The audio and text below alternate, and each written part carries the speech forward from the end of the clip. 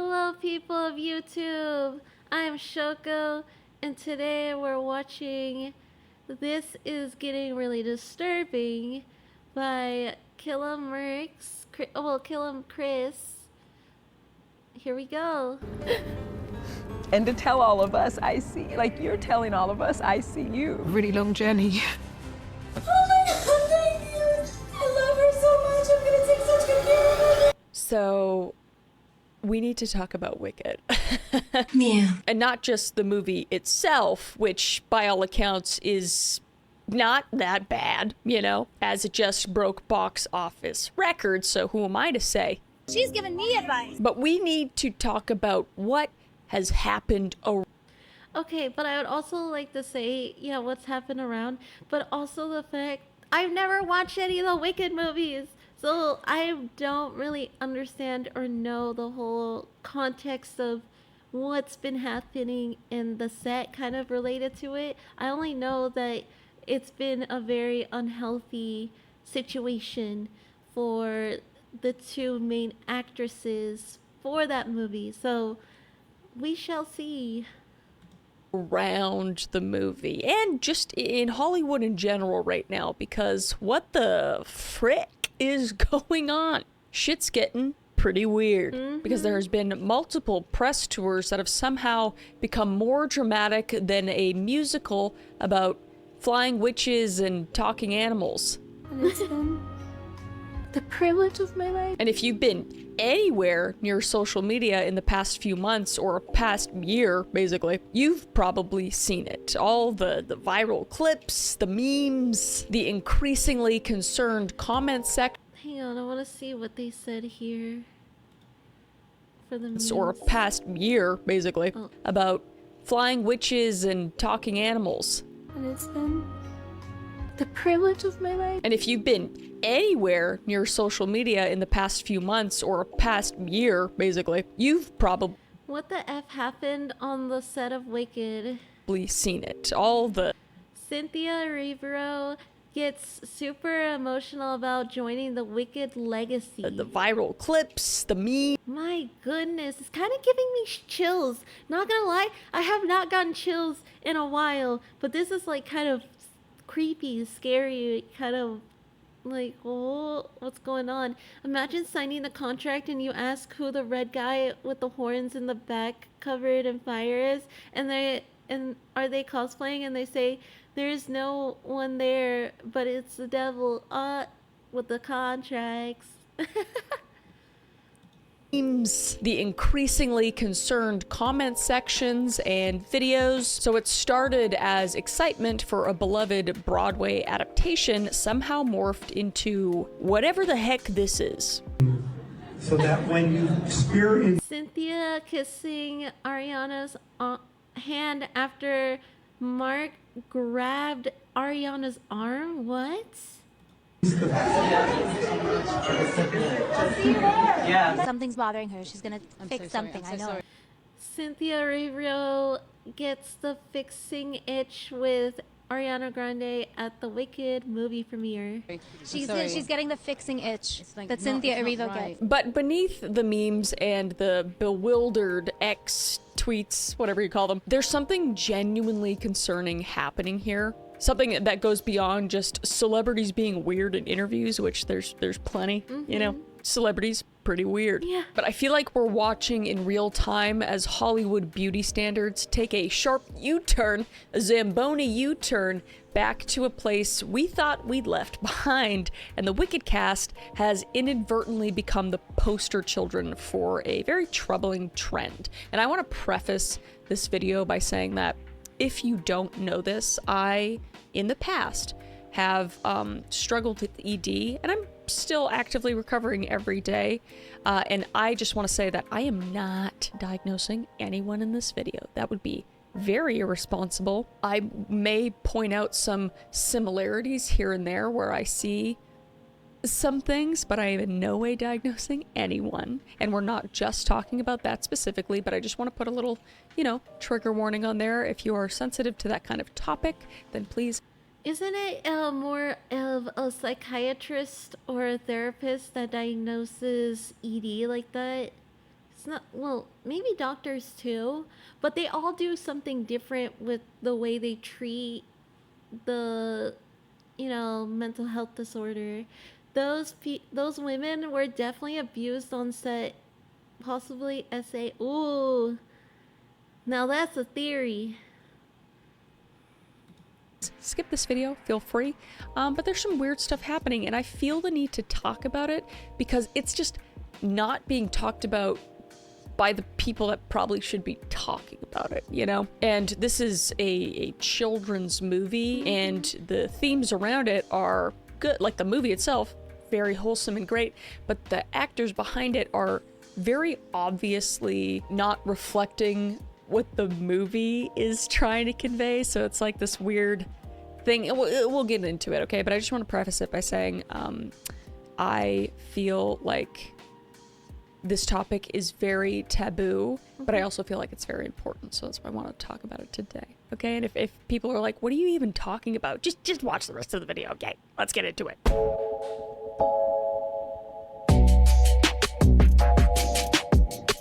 Guys, Sour Boys is having a Black Friday and Cyber Monday deal. 30% off, site-wide, 30% off. Candy. Let's get back to the video. So first, let's set the stage with some context, okay? Because the scale of what we're talking about here is genuinely massive. So Wicked, or as we should probably specify, Wicked 1, or Part 1, hit theaters on November 22nd, 2024, after being in production since 2022. Wow. And Part 2, officially titled Wicked for Good, came out November 21st, 2025, so almost exactly a year later. That's a lot of years in production. But the first film didn't just succeed, it demolished expectations, making over $114 million an opening weekend in the US and like 164-ish million globally. And the second movie has even surpassed that, so they're doing pretty good. Even though the second movie is not getting as good of reviews, the first movie got great reviews, but fans still seem to like it. There's a big fan base around Wicked too, so all you Wicked fans, I'm not coming after the movie itself, okay? I don't really have too much of an opinion. It's not like my style of movie, but I still appreciate it. It's still, I watched the first one, I haven't seen the second one yet, but still a good movie. But the first movie itself had about a $145 million budget, not including what was probably an absolutely astronomical marketing budget, given that they turned every store in America pink and green. No I did my way. background pink and green. Look at that. I did the theme. I should have worn pink and green. Whatever, dude. But Universal was betting big on people's nostalgia for Broadway and love of witches, and it paid off. And the first film has a certified fresh rating on Rotten Tomatoes. I think the second one has close to that as well. Fact check me here. Yeah, people are loving musicals, Broadway productions a lot more than, a few years back. And it's become such a popular trend in music, song covers. It applies to basically every facet of music now, from even TV shows and cartoons and things like that, adding musical aspects such as like Has Been Hotel, they're very musical. Hello Boss has a few stuff there.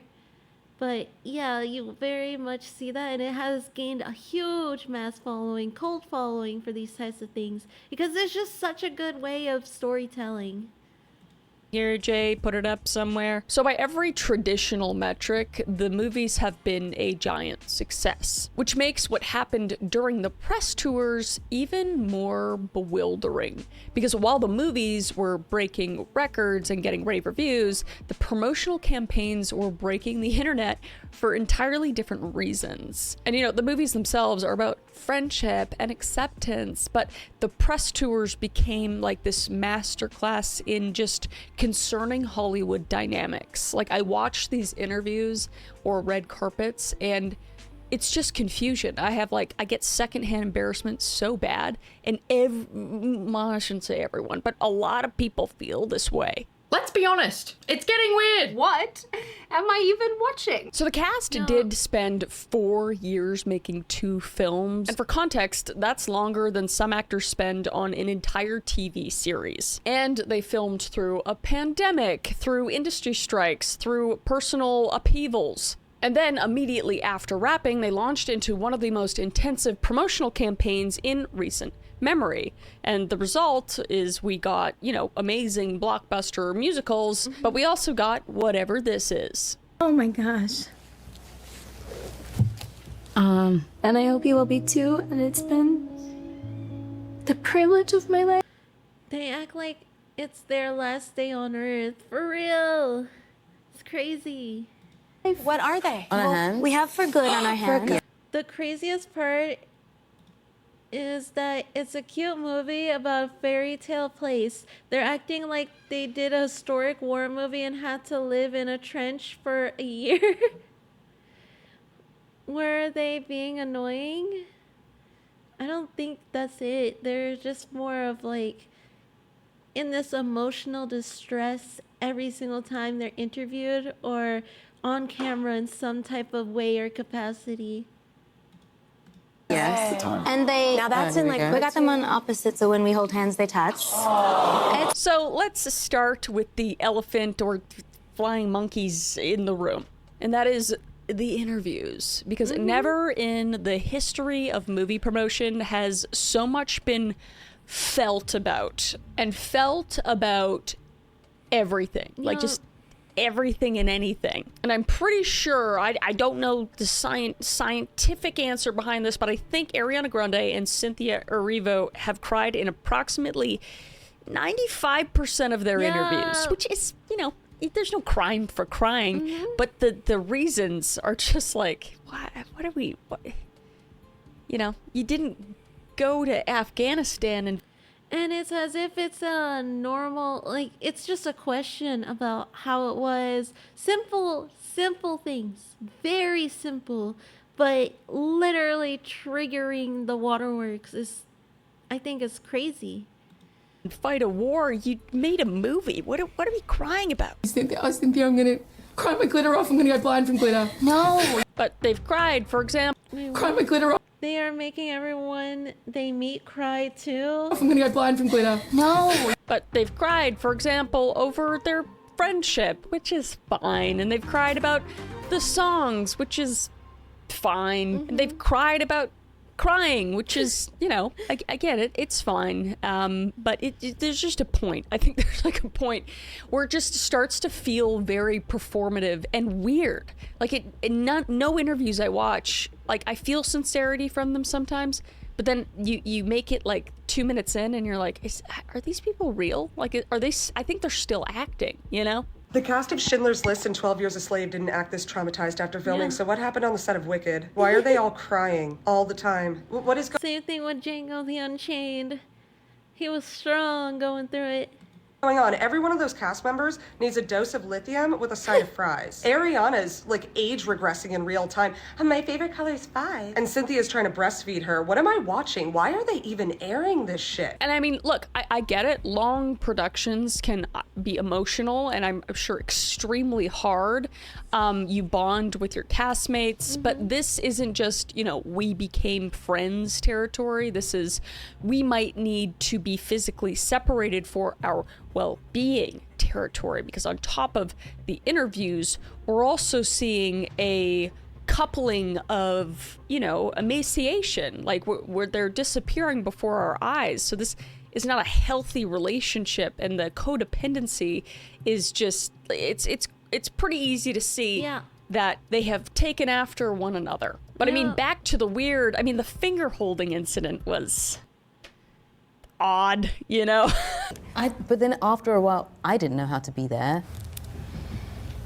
But it also highlighted that unsettling thing, and that is the codependency that's developed between the two leads. And when Ariana grabbed Cynthia's single finger and held it like it was a lifeline during an interview about witches in a fictional movie, the internet collectively asked, are they okay? And this was coupled with the interview about holding space. I didn't know that was happening. When they ask, are they okay, the answer should be automatically yes. Like, come on, we're seeing it in real time. I've seen it, yeah. That's really powerful. That's what I wanted. Yeah. when a reporter told Cynthia that people were holding space with the lyrics of Defying Gravity from the first movie, and Cynthia's response was like an immediate emotional response and like tears like forming as if she'd just been told she'd won like a Nobel Peace Prize or something. And Ariana's response was to grab Cynthia's finger again, because apparently that's their thing. But the problem with this is also that the movie hadn't even been released at this point, or like very few people had seen it. So no one heard Cynthia's version of the song really. And the reporter later admitted that she'd seen a couple of posts about the Broadway version. So the entire emotional breakdown was like kind of over nothing. And they even said in new interviews when they're being interviewed for the new movie that they didn't even understand what was going on. So like, why would you get emotional about something you didn't even understand? It just feels fake. Wait, so they weren't even comprehending or paying attention to what was being said or asked about them? Crazy. And performative, but you just hear it from them. I remember in the moment asking myself, am I okay? I was surprised because I was like, I had no idea because I've been looking. I mean, it's been happening on some platforms. She's like, well, yeah, I mean, I guess. Yeah, I mean, I guess. Like, yeah, it just doesn't, it's just like, oh, we don't understand what's going on, so let's just put another weird reaction to this. Like, I don't know. Like, you have interviews with celebrities and they always capitalize on something, whether they're faking a relationship for a movie or, you know, faking beef for a movie. Like, it's all fake. Hollywood's very fake. So when I see this, you know, I do truly think that they are pretty close. They are friends and stuff. Mm-hmm. But, it's just odd. It is extremely odd. You cannot say it's not odd. And there might be a little bit of, you know, if there is some sort of not eating thing going on, it might be a little trauma response with both of them, that they become really codependent. And in the ED world, and I'm not saying that they have any sort of eating disorder, but we'd call these like Anna sisters, where you just kind of cling on to each other and you kind of hold each other accountable for looking a certain way or even acting a certain way. And they've just kind of melded into one person. Like, it's seldom I see them apart. Like, they're always touching each other. Cynthia's like fixing Ariana's necklace, like, when it doesn't need to be fixed. It's all just odd. But also, the other bizarre part is that it's not just isolated to the leads, because Jeff Goldblum, who's also in the movie, announced that he'd gone vegetarian because of the movie, which is fine. It's a personal choice, but he credits a film about witches for this dietary awakening. And Jonathan Bailey said he needs to take a break from acting after this. So the entire cast seems to be treating this press tour like they've just returned from like a literal war, not from making a big budget musical. And even the way they talk about the film is just overly intense. It's a musical about fake witches, and it's like, what is going on? Like, they're so far from reality that it's just like, this is amazing. It's the most like precious thing in the world, and it connects with people. It's like, there's people dying.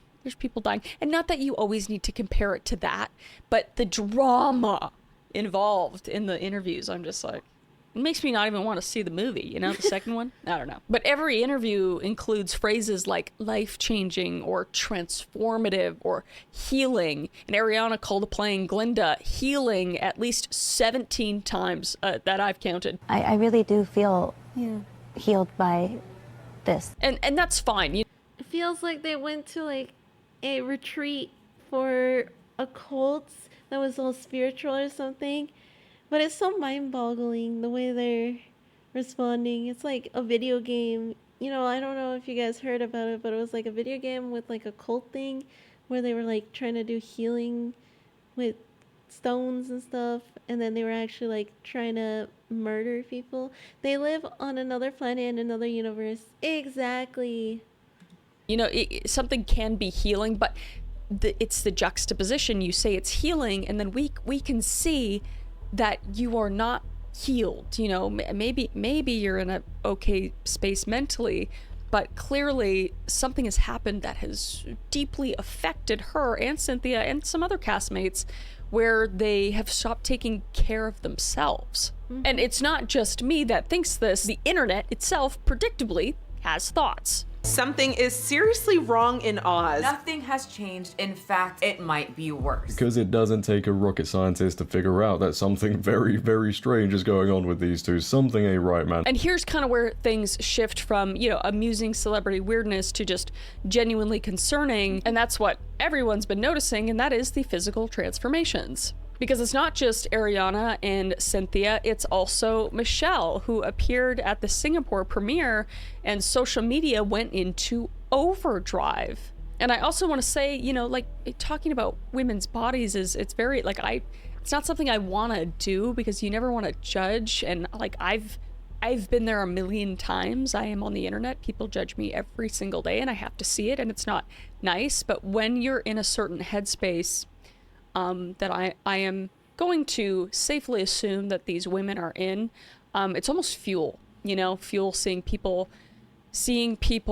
say you look a certain way, and it might sound negative, but to a not fed mind, it's almost a challenge. So I'm almost, you know, making this video. I mean, I don't think any of them are going to see it, but I think there is a bit of a sickness going on. And maybe it's not a ED, but it's just that unhealthy Hollywood thing where everybody has to look a certain way. But when Michelle appeared at this premiere, you know, the woman who did her own stunts in Everything Everywhere all at once, at 60 years old, mind you, she looked dramatically different. And the reactions ranged from shock to just genuine concern. But it obviously wasn't just Michelle, because Ariana Grande's appearance has been a topic of concern. Oh, the difference is insane. Her cheeks are literally sunken in. She looked great during 2020. What the heck? Oh, she had hair too, but. I remember Ariana always looking like this with her ponytail and everything. Yeah, it really aged them. Losing all that weight aged them rapidly. This is not good at all. She has a point there, most definitely. Discussion throughout the entire press tour and press tours. And Cynthia, who was notably athletic and strong in previous roles, appeared significantly changed. And it's one thing to, you know, kind of change your appearance for a role, but we are seeing these women, and we know, because we've seen them in previous years, that this isn't what they are, what their body composition is at a healthy point. And they've been here for like a long period of time, so it gets concerning. Like, it's one thing to see, you know, Christian Bale lose whatever it was, like 50 pounds for The Machinist, but then he gets back, you know, it's not just for a role, it's just concerning. But I want to make it so clear, I'm not here to shame anyone or anybody's bodies. People's bodies change for many reasons, but when multiple cast members of the same production show dramatic physical changes, and when fans express genuine concern rather than criticism, and when it happens alongside increasingly erratic behavior, it's worth examining what's happening in our entertainment industry. And the cast themselves have been surprisingly open about the grueling nature of the production. And both leads apparently contracted COVID during filming, and they described working themselves to the bone because of the— What the heck? See, this is what I mean. I'm thinking it's kind of giving the same set as the original first ever Wizard of Oz kind of thing, where they are working them so hard to the point where they're gonna get health issues or they're starving. Like, that's what it's giving. This is a bad joke, but is that what women look like without makeup? Well, it depends. Honestly, it depends on how much makeup a woman puts on.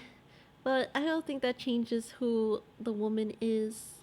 production spanned 4 years, and with delays from the pandemic and strikes, Cynthia admitted she was secretly grateful when strikes shut down production because she desperately needed rest. Wow. And this isn't normal. Like when they talk about it being an emotional thing and it being grueling, I believe them. Like I'm not putting that down. I'm not saying it wasn't hard. But yeah, for a Hollywood production to be just working actors literally to the bone, you know, people are in charge of their own bodies, but you know, when there's like medical concerns happening, which it looks like, it's unsettling. And while the cast frames their exhaustion as dedication to their art, what message is this sending? That you need to physically and emotionally destroy yourself to create something worthwhile? No. That this extreme transformation is not just acceptable, but now admirable. And again, I have to say, you know, the majority of people watching this are younger people, or, you know, older people that enjoy musicals and can enjoy that, whatever. But, you know, it's a younger movie, so it's disheartening. And I've seen plenty of TikToks where parents are literally just concerned about their kids seeing and noticing how small all the actors were the first movie and have gotten in the second movie. Yeah. And they're looking up to that as if that is the standard. But what is really troubling is that Wicked isn't happening in isolation either. It's like we're watching the return of something we thought we left in the 90s and 2000s. The glorification of extreme thinness. Yeah. For those of you as old as me, do you remember the 2000s, early 2000s specifically, Yeah. when nothing tastes as good as skinny feels was an actual slogan people said out loud unironically? When celebrities were praised for their discipline as they shrunk before our eyes, and we spent years and years and years trying to move past that with body positivity movements, diverse representation, actual conversations about health versus appearance. And now it's like we've time traveled backward, except this time with better special effects and Instagram filters to make it all fucking worse. But the timing also doesn't feel super coincidental, as Ozempic has become Hollywood's worst kept secret, because we're just seeing a rapid return to extreme thinness as the beauty standard. And while Ozempic does in some cases, you know, help you lose weight, it's meant for people with type 2 diabetes and also has serious side effects that like no one talks about. Yeah, some celebrities are coming out saying like, yeah, I use Ozempic, but nobody's talking about the incredible muscle loss and what that does to your body with extreme weight loss, stomach paralysis, extreme nausea, etc. The list goes on. It's being abused by people in Hollywood. And I also, you know, as somebody who is in the public eye, like I understand wanting or like needing so desperately to look a certain way because you get judged every day, but it's just it's not good. It's not doing good for anybody, not for them who are the ones taking it. It's a lifelong thing. You have to take it for life, and if you get off it, you're just gonna go right back to where you were unless you actually change your lifestyle, you know. But then, you know, people looking at you, and if you're openly saying, yeah, I just use it because it's easy and I'm rich and I can do whatever I want, it's just, I don't know. I feel like people in the public eye do have a certain responsibility to be transparent about things, but also to, you know, be somebody to actually look up to. And celebrities aren't perfect, that they're probably the furthest thing from perfect. I myself, not a celebrity, but I am very far from perfect, but I know what I put out there, people see, and I know that I have a younger audience some of the time. I kind of all over the place. I have people from like 10 years old, 60 years old coming to me. So, hey, everybody. But I appreciate that kids are out there and what I do is impressionable. So I take it upon myself to, you know, be responsible with that. And, you know, at least in the 2000s, celebrities pretended to eat. You know, they'd pose with salads or talk about their jeans. But now they're just like, not addressing anything at all, you know, specifically the Wicked cast. It's like, yeah, I don't know what happened. I just like, I don't know. It's crazy. Like, also, where's Cynthia's finger? Let me grab that. Yeah. Like, that's not even that is what the interviews are like. What the f is going on? Or worse, they're framing their transformations, their physical transformations, as like spiritual journeys. It just feels like bullshit. There's even a quote from Ariana when she says, "I was on antidepressants and drinking at the lowest point of my life when I looked the way you consider my healthy." And Ariana's defense of her appearance was particularly telling because she said the version of her that people considered healthy was actually when she was at her lowest point, which I totally get. I've been there when I've been, you know, a smaller version of what I am now, and people, you know, complimenting you, and people don't realize you're in a very bad spot, and that's not good. But after this was like years ago, so her solution to being at her lowest point is to become even thinner than that, so that fans are genuinely fearing for your well-being. It's like you say one thing, but then you do something else. And this is kind of where we get into what I've experienced before with anorexia specifically, and that is that you hear things, you hear people being concerned, or saying you look great, or, you know, saying you look too thin, or saying you look sickly, or saying this. It all sounds like good. It's all like, you're doing great. Now you can't gain weight because there's concern, and it is like a fear of gaining it back. It's like, it's this very unhealthy, odd, like a devil on your shoulder kind of mental disease, and it's hard to come out of. So I am genuinely concerned, and I'm again not saying that they have this or that they have anorexia or an eating disorder or anything like that, but from what I've experienced, it outwardly looks that way. And when you're surrounded by people that are kind of acting the same way as you, it almost becomes like a competition. And we see, you know, Michelle being kind of brought into this as well. And it's scary, you know, it's scary and it's concerning. And, you know, I just think about all the other little girls seeing these women and how warped their minds are going to get, because I grew up in the early 2000s, 90s and early 2000s. Kids are highly impressionable when seeing adults, actors, stuff like that. It will definitely affect them. My God, did that warp our minds? Am I right? You know? And we're just seeing this trend come back in with everybody getting ultra thin, and it just doesn't matter. Like, even though these people are becoming thinner, doesn't mean you need to. Just because people are not outwardly healthy doesn't mean you need to. If anything, I think it should encourage you to be even more healthy. It should encourage you to, you know, eat the piece of cake, because life is very short. And to be honest, life is even shorter when you're not healthy. And not healthy can be too skinny as well, because the real danger here isn't just what's happening to these specific individuals, it's the message being broadcast to millions of viewers, especially young people.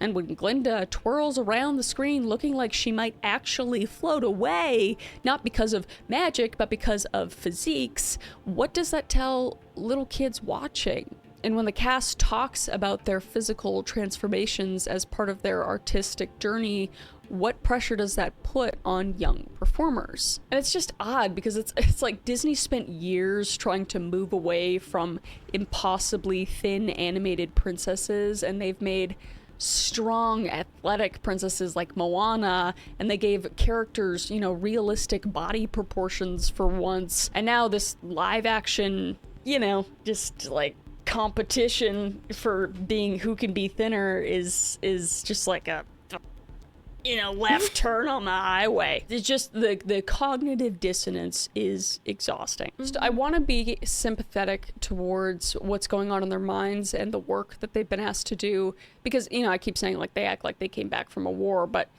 you know, this amount of pressure to get the massive project out in so little time, I imagine, is extremely physically and mentally demanding. And the entertainment industry has always been pretty demanding, but there's something particularly dystopian about this current moment. And the pressure isn't just to perform well, it's to transform yourself completely, to become a living embodiment of your character, to make your suffering part of the narrative. Cynthia and Ariana specifically have like just formed into, it's like when what's his face became Elvis and he just like couldn't stop talking like Elvis. It's like almost a mental thing. They've been in it for so long they can't get out of it. They're kind of trapped in it.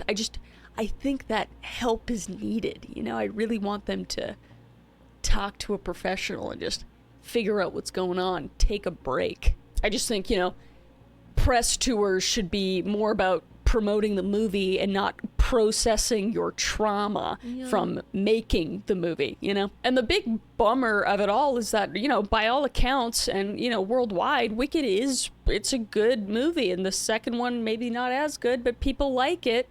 And critics love it, audiences love it. It broke box office records, and the performances are being praised. So this should be a moment of pure celebration for everyone involved. But instead, we're here talking about whether the cast is okay and creating memes about crying interviews and debating whether holding space for lyrics that haven't been released yet is peak celebrity culture or a cry for help. And the conversation we're having now about beauty standards, about industry pressure, about the normalization of extreme behavior in the pursuit of art, these are important conversations, but they shouldn't be overshadowing what should be a joyful celebration of just a beloved musical. It's not that deep, but it is. Like, it just is now. Because we, as humans, can't ignore what we're seeing.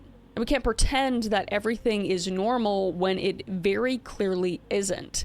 And we can't celebrate the art while ignoring the apparent cost of creating it. And I mean, Hollywood's relationship with bodies and beauty remains deeply and fundamentally broken. I don't really think it'll ever be fixed, you know? We almost got there. I feel like we were really close, and then we just backpedaled back. We reached up on the cliff, and then the rock broke and we fell down. And I think, you know, we can have all the body positivity campaigns we want, but when push comes to shove, or when Ozempic comes to market, we default back to the dangerous standards. And also, when multiple cast members need to publicly announce breaks from their career after one production, something's wrong. Something's wrong with the system. And last, we, as audiences, need to be more thoughtful about what we celebrate and what we normalize. And every time we share, you know, crying clips as memes without acknowledging the concerning patterns they represent, we're contributing to the problem. And for the last and final time, I am not diagnosing anyone. I'm not claiming to know what's happening behind closed doors. Maybe everyone's perfectly fine, and this is just unfortunate timing and just really weird interviews back to back to back to back to back to back to back. But when multiple people show dramatic physical changes, and when the emotional state of your cast becomes a bigger story than your blockbuster movie, and when transformation starts looking more like distress, maybe it's time to ask if we're demanding too much from the people who entertain us. Because the fact that the movie's press tour has become just a case study in Hollywood's harmful standards is an irony that would be funny if it weren't so concerning. But, I mean, I would love to know your guys' thoughts in the comments. Did you like the second movie? I haven't watched it yet. Should I watch it? I don't really know. Yeah, I just want to get the word out and just be like, you're beautiful the way you are. Don't look to celebrities or influencers for inspiration on what you should look like, because most of them aren't real. Okay? There's something else going on, whether it's surgery, whether it's Ozempic, whether it's fillers, whether it's Botox, whether it's... And don't forget Photoshop, because they use that a lot. It's just, it's a dystopian la la land that it shouldn't really exist, but it does. And just look at it as just fake. It's all fake. But it's not, and they're real people. And I feel like, especially Ariana and Cynthia and Michelle, just need some help. You know, I really hope that they take a step back and they work on themselves and they figure out mentally what matters most, and that is their health at the end of the day. I absolutely have sympathy for them, but that's it. You know, it's just this was just an anti-Chris coming in concerned. But just know that you don't need to transform yourself to be valuable. You're already enough exactly as you are. Okay, beautiful? All right. I'll see you in the next video. I hope you enjoyed. I don't know if you'd enjoy this video today, but you know, let me know if you want to see more kind of commentary. Well, that definitely discussed the whole thing, but I still have that theory about it just being related to the same Wizard of Oz and how they had Dorothy smoking cigarettes and stuff and making sure that she was underweight. I feel like it's just like a perpetual thing. Might be just for that specifically. Who knows? But I hope you guys enjoyed the video. Like, share, subscribe. We'll see each other next time. Bye bye.